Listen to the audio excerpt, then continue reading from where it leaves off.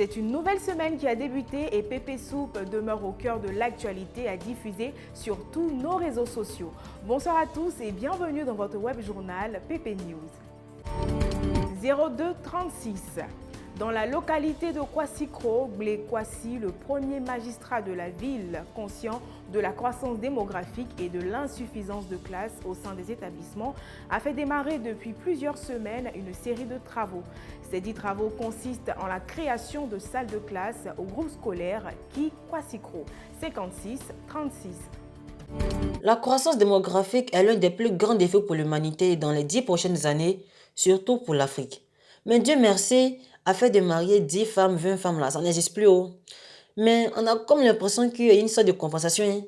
Parce que, enfin que 10 femmes pouvaient faire là, c'est une seule femme maintenant qui se charge de ça. Résultat, beaucoup de Hongais qu'on dans nos hôpitaux. Et puis, restant de ça encore, les enfants là sont superposés comme on boit des sardines à l'école. Nous sommes à Kwassikro, quelque part au centre-ouest de la Côte d'Ivoire. Ici, l'école a été construite en fonction de la superficie et en fonction de la population. Mais faut de constater que la réalité est tout autre. Voici la nouvelle entrée scolaire qui arrive là. Si on n'a pas construit de nouvelles salles de classe là, ça sera mal zende. Donc, les autorités, ils ont compris ça. Ils ont commencé un nouveau chantier. Nous, actuellement même, on n'avait que ici. Écoutons-les. Nous avons un besoin urgent de salles de classe dans ce groupe scolaire. Et donc, en tant que premier magistrat de la ville, nous avons pris l'engagement de faire en sorte que ces classes puissent finir avant la rentrée pour que les enfants puissent travailler dans de bonnes conditions. Et je ne suis pas satisfait de l'évolution des travaux. Je peux vous affirmer que tout sera prêt d'ici la rentrée des classes. Merci beaucoup. Bon, tiens, vous-même, vous avez vu, c'est ça qui est ça, c'est ça qui est là aussi. C'est encore mieux d'entretenir les alentours de ce qu'on a construit. Parce que lors de ce reportage, notre caméraman a échappé de justesse à la mort suite à l'attaque d'un cobra. Dieu merci, il a eu plus de peur que de mal. C'est sur cette effrayante conclusion que prend fin notre journal d'aujourd'hui. On se donne rendez-vous demain, portez-vous bien. Bisous, bisous. 12h48. Invité sur le lieu de commerce de Kwadio Eve, notre équipe de reporters vous plonge dans le quotidien d'une vendeuse de garba dans la commune de Bingerville. 15 000 francs CFA, c'est le montant qui a permis à Eve de débuter son activité. Un reportage de Tolno Faya. Nombreuses sont les jeunes filles à l'heure actuelle qui aspirent à une indépendance financière. C'est le cas de Dame Kwadio Eve, âgée de 28 ans, qui s'est lancée dans la vente de garba et par ricochet dans la vente des produits cosmétiques. Située au quartier résidentiel Gbagba, dans la commune de Bingerville, elle mène cette activité depuis l'an 2016. Intéressée par sa bravoure, nous lui avons tendu notre micro afin d'en savoir plus sur son activité. J'ai commencé cette activité il y a de cela 5 ans, avec l'aide de mon père. Avec 15 000, j'ai commencé mon activité de garba. J'ai payé poisson 5 000, acheté 5 000 et quelques condiments. Au fur et à mesure, il y a eu des difficultés, mais je n'ai pas lâché. Bon, aujourd'hui, j'arrive à m'en sortir.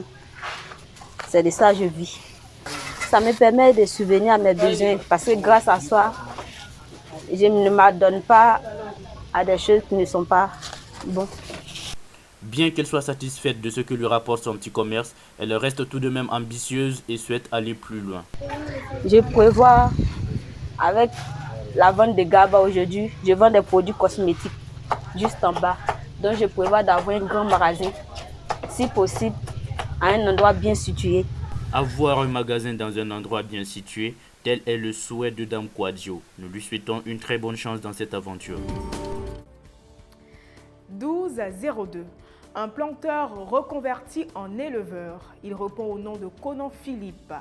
C'est dans le village de Lokoukro, à 4 km de Oumé, parmi les bœufs, qu'il nous raconte son histoire. Celui qu'on va vous présenter aujourd'hui n'est pas Peul, mais Baoulé. À la base, il vient d'une famille de planteurs.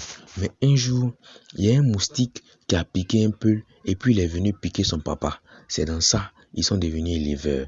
À la mort du vieux, c'est naturellement lui qui reprend les rênes du mouvement. Écoutons son histoire. Bon, dans la vie, je suis un planteur. Première des choses, j'ai commencé avec cacao, la plantation de bananes.